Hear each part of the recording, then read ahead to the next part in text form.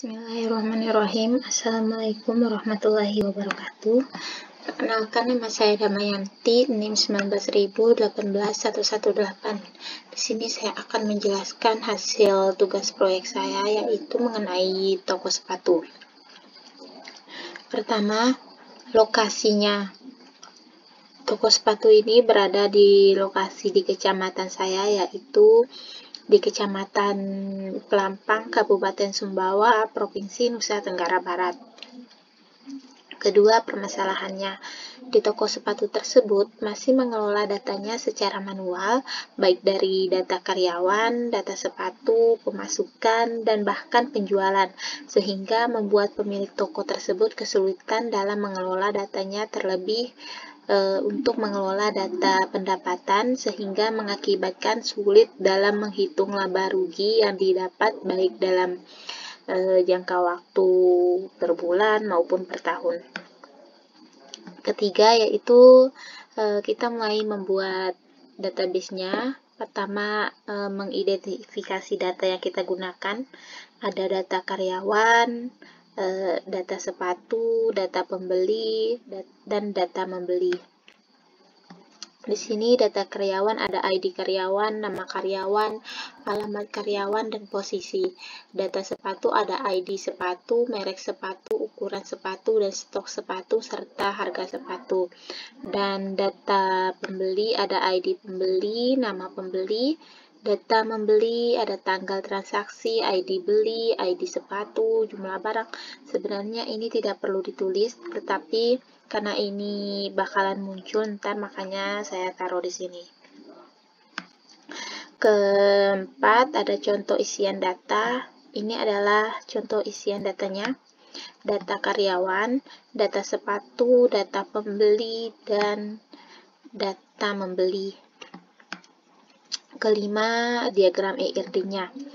Jadi diagram EIRD-nya ada 3 sebenarnya, ada karyawan, pembeli, serta sepatu.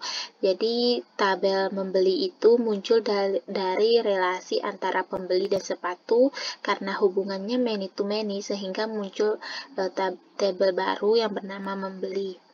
Di sini dari karyawan dan pembeli memiliki relasi one to many, di mana satu karyawan dapat melayani banyak pembeli, sedangkan banyak pembeli hanya dapat dilayani oleh satu karyawan. Setelah itu skema relasi. Di sini karyawan berelasi dengan pembeli, membeli berelasi dengan pembeli, membeli juga berelasi dengan sepatu. Ketujuh, ada perintah create table, foreign key, dan primary key serta alter. Kita lihat pertama untuk create table. Di sini saya membuat tabel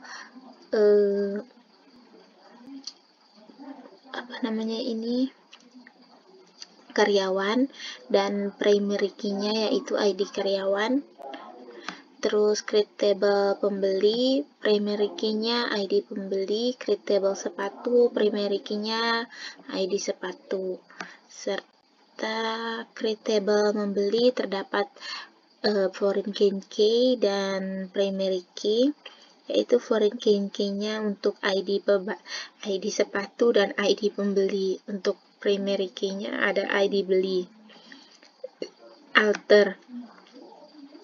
Sebelum di alter, nama tabelnya yaitu sepatu. Setelah di alter, saya ubah menjadi barang. Karena di webnya akan menggunakan tabel sepatu, maka tabel barang tersebut saya ubah lagi menjadi tabel sepatu. Kedelapan, ada perintah insert, update, dan delete. Insert. Di sini contohnya saya memasukkan data kepada tabel karyawan. Di sini datanya kita masukkan sesuai atribut yang terdapat pada tabel tersebut, sesuai urutannya, yaitu ID karyawan, nama karyawan, alamat karyawan, dan posisinya. Update. Di sini saya mengupdate stok sepatu untuk ID sepatu KON 001 setelah diupdate menjadi 50, yang pertama 49 menjadi 50. delete. Di sini saya akan mendelete ID sepatu yang AD002. Setelah dilakukan delete, maka ID sepatu AD002 telah tidak ada di dalam tabel sepatu.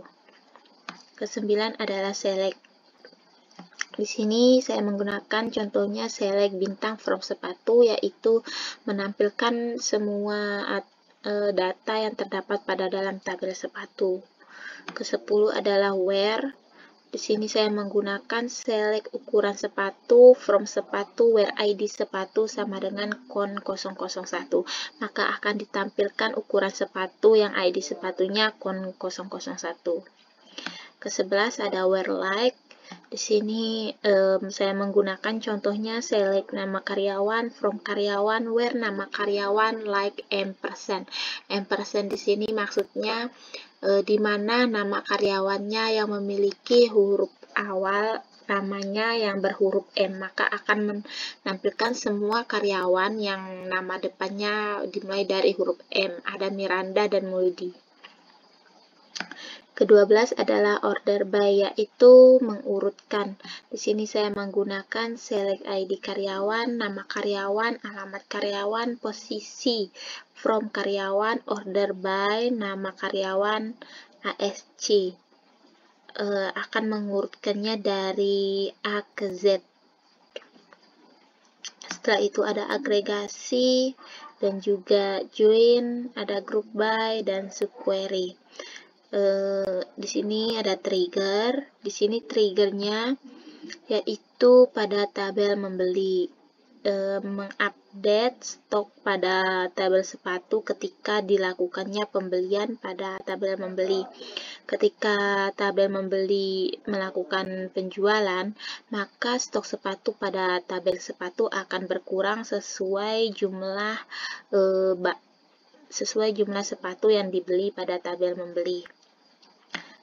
Setelah itu ada 18, buat interface sederhana untuk menampilkan solusi atas permasalahan.